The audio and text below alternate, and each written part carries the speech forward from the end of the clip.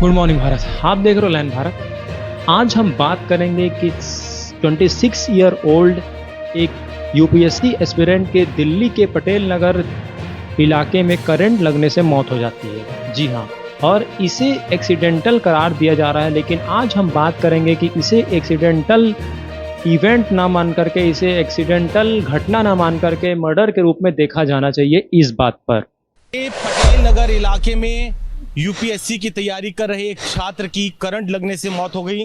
दर्दनाक हादसा पटेल नगर के इलाके में ठीक इसी जगह पर हुआ। This time, the incident coming in from the national capital, 26-year-old electrocuted near the Patel Nagar metro station in Delhi on Monday afternoon after he touched an iron gate that had electricity running through it. Civil service aspirant died of electrocution near Patel Nagar metro station. The person has been identified as Nilesh Rai, who was residing at a PG accommodation in Patel Nagar. As per the police, Nilesh got electrocuted after he caught hold of an iron gate which was in contact with a live wire. So, civic apathy in Delhi that's claimed a life.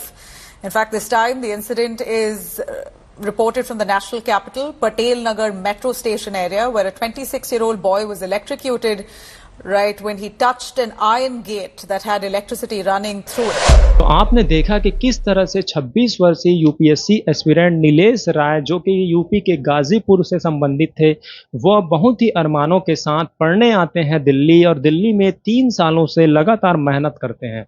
वो इस job भी करते हैं, उसके साथ साथ UPSC जैसे बड़े एग्ज़ाम की तैयारी भी करते हैं। और जब उनको सफलता मिलती है तो आप देख सकते हैं कि किस प्रकार से सिस्टम को बदलने के जो निकले थे वो सिस्टम का शिकार खुद हो जाते हैं, और ऐसा शिकार होते हैं कि उनको पलट करके बोलने का मौका तक नहीं मिलता और उनकी डेथ हो जाती है।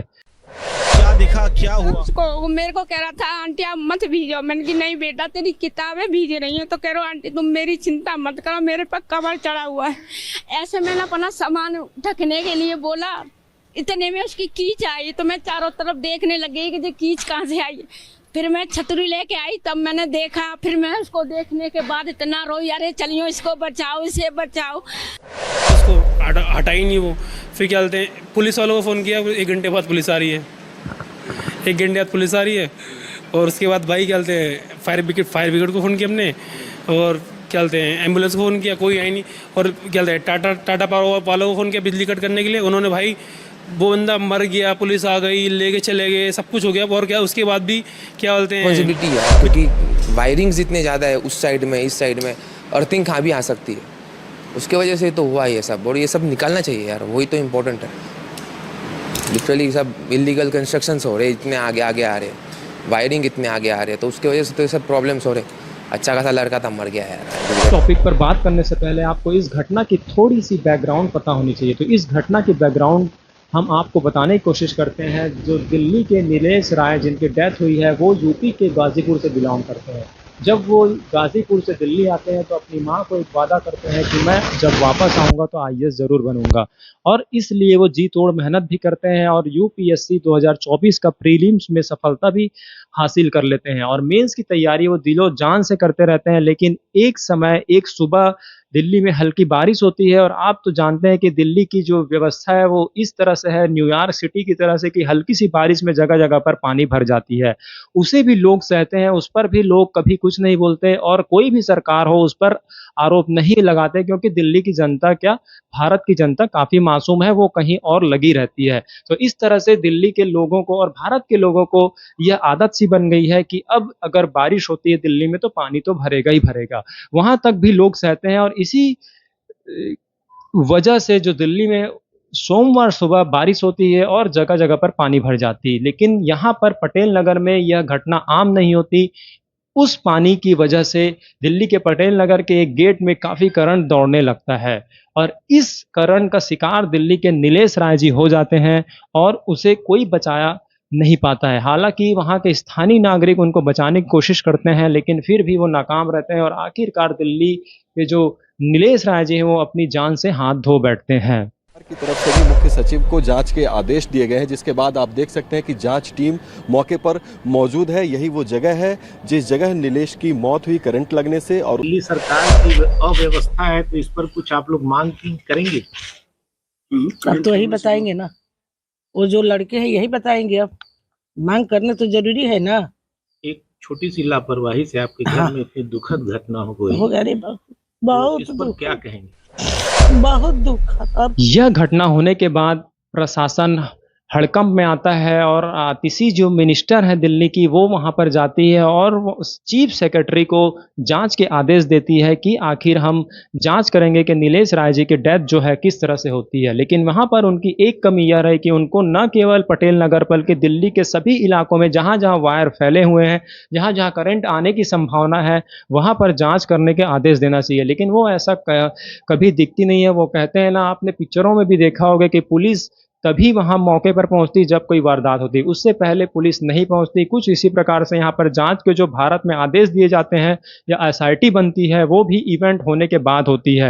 अगर यह जांच की कमेटियां और यह जांच के जो आदेश हैं बरसात आने के पहले ही दे दिए जाते तो शायद नीलेश राय जैसे कई जिंदगियां हम बचा सकते थे।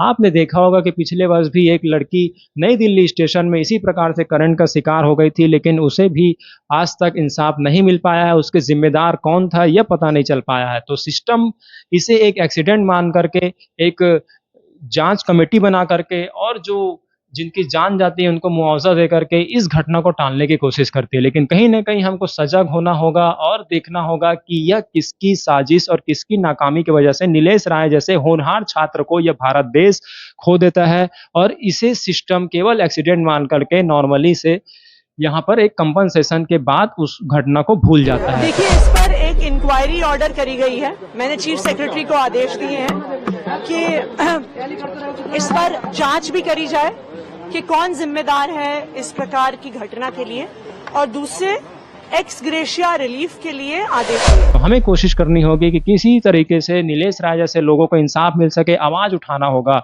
और ये एक नॉर्मल स्टूडेंट नहीं थे, यूपीएससी के छात्र थे। तो हमारी गुजारिश ये रहेगी कि यूपीएससी के जो भी एस्पिरेंट है वो नीलेश राय जी का साथ दे। अगर आप फिजिकली स्ट्राइक पर या आवाज़ नहीं उठा सकते तो ऑनलाइन डिजिटली कोशिश कीजिए। इस वीडियो को ज़रूर से ज़रूर शेयर कीजिए, वीडियो में कमेंट कीजिए जस्टिस फॉर नीलेश, और इस तरह से आप कहीं ना कहीं एक कमेंट से नीलेश के इंसाफ दिलाने के लिए बहुत बड़ा काम करते हैं। हालांकि आप अपने एग्ज़ाम की तैयारी तो कर रहे होंगे, लेकिन साथ में हमें एक यूनिटी के साथ कोशिश करना होगा कि कोई भी यूपीएससी या कोई भी स्टूडेंट के साथ इस तरह से घटना अगर दिल्ली में होता है तो उसे कहीं ना कहीं बर्दाश्त नहीं किया जाएगा।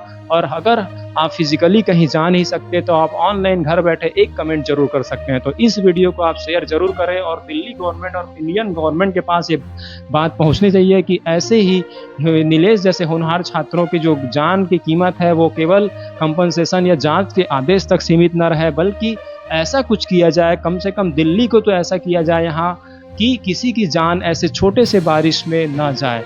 और इस तरह से जब आप कोशिश करेंगे तो कहीं ना कहीं ये भारत जरूर बदलेगा। और इस तरह से वीडियो को देखते रहने के लिए देखते रहिए लैंड भारत और कोशिश करते रहिए कि नीलेश राय जी को जरूर इंसाफ मिल सके। Thank you.